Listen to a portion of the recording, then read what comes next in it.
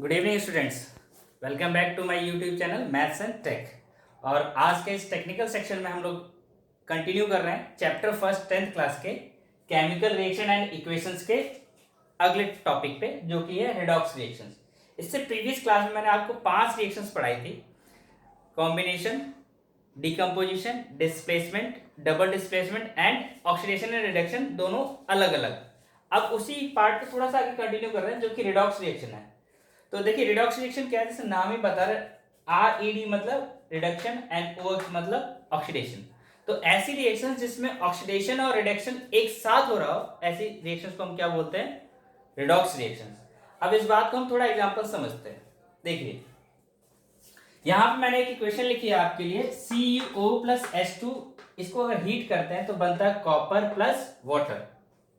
अब इसमें आप जरा ध्यान से देखिए, ऑक्सीडेशन की डेफिनेशन समझाई थी कि जहां पे ऑक्सीजन ऐड हो रही है किसी एलिमेंट के साथ, एटम के साथ, वो एलिमेंट क्या होगा? ऑक्सीडेशन में जाएगा। और अगर रिमूव हो रही कहीं से ऑक्सीजन तो वो रिडक्शन होगा। तो आप यहाँ क्लियरली देखिए कि ये H2 है। इस H2 पे ये ऑक्सीजन नेक्स्ट पार्ट में जाके क्या हो गई? ऐड हो गई। तो इस H2 पे ये क्या हो गया? ऑक्सीडेशन हो गया। ये हो गया ऑक्सीडेशन।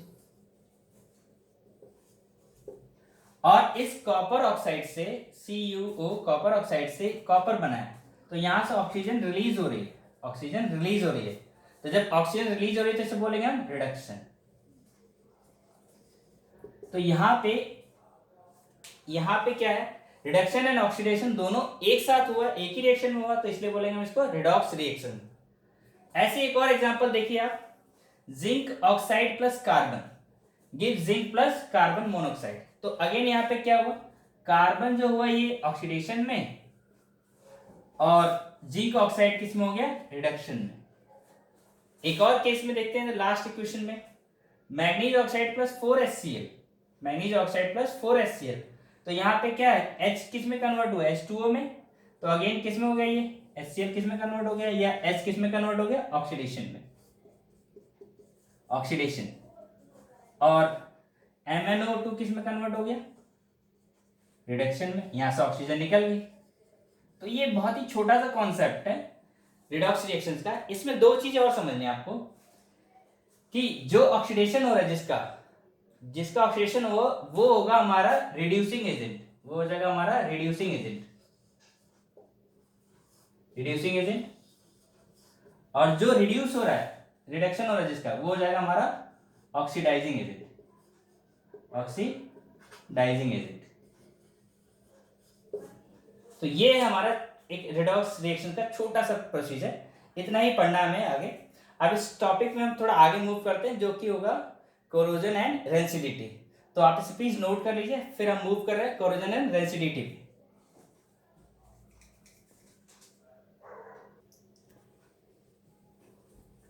तो स्टूडेंट्स, अब हम देखते हैं इस टॉपिक में थोड़ा आगे, कोरोजन एंड रेंसिडिटी। देखिए, कोरोजन और रेंसिडिटी समझने के लिए बहुत छोटा सा कॉन्सेप्ट समझना है। कोरोजन की बात करते हैं। Formation of oxide layer on a metal surface to erode is called corrosion. यानी आपने लोहे में देखा होगा कि लोहे को हम अगर एक्सपोज कर देते हैं एयर और वाटर की प्रेजेंस में, तो लोहे के सरफेस के ऊपर एक ब्राउनिश लेयर जम जाती है, उसे बोलते हैं ऑक्साइड लेयर। अब वो ऑक्साइड लेयर क्या करती है? हमें मेटल की सरफेस को धीरे धीरे खराब करती रहेगी, और उस तरीके से मेटल क्या हो जाएगा? खराब हो जाएगा, खत्म हो जाएगा, या फिर डैमेज होता चला जाएगा बहुत ज्यादा। इस चीज को ही हम अवॉइड करने के लिए क्या करते हैं? पेंट्स यूज करते हैं। तो मैं इस तरीके से आपको बता रहा हूँ कि इसका प्रिवेंशन कैसे।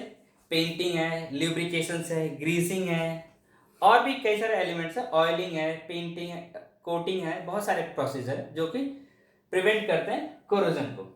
अच्छा, इसके एग्जांपल्स क्या क्या है? Rusting of iron. Rusting of iron की बात कर रहे हैं।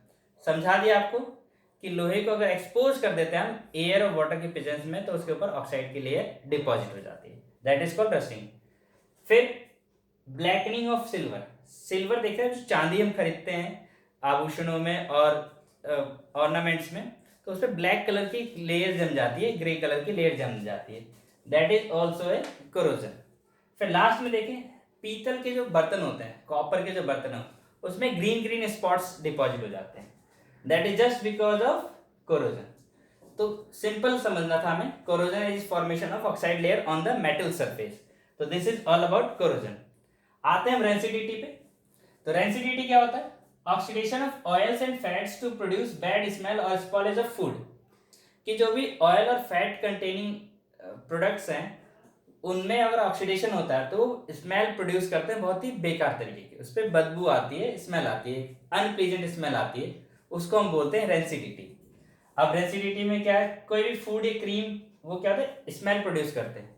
इस रेंसिडिटी को प्रिवेंट करने के लिए क्या करते हैं, प्रिवेंट करने के लिए किया जाता है कि आप कुछ ऐसे एंटीऑक्सीडेंट यूज करें जो कि ऑक्सीडेशन को रोके। एग्जाम्पल के लिए चिप्स के पैकेट्स जो होते हैं जिसमें हम नॉर्मली यूज करते हैं, अंकल चिप्स है, कोई भी चिप्स का पैकेट, तो उसमें क्या होता है, एयर फिल होती है पहले से। उस एयर में होता क्या है, nitrogen gas. Nitrogen gas is act as an antioxidant, तो वो ऑक्सीजन को प्रिवेंट करती है ऑक्सीडेशन फॉर्मेशन करने से। इसीलिए चिप्स के अंदर क्या यूज किया जाता है, नाइट्रोजन गैस। और this is all about rancidity. Plus ये दो टॉपिक्स जो हैं आप इनको कंपैरेटिव स्टडी करेंगे तो ज्यादा बेटर समझ में आएगा रेदर देन इंडिविजुअल स्टडी।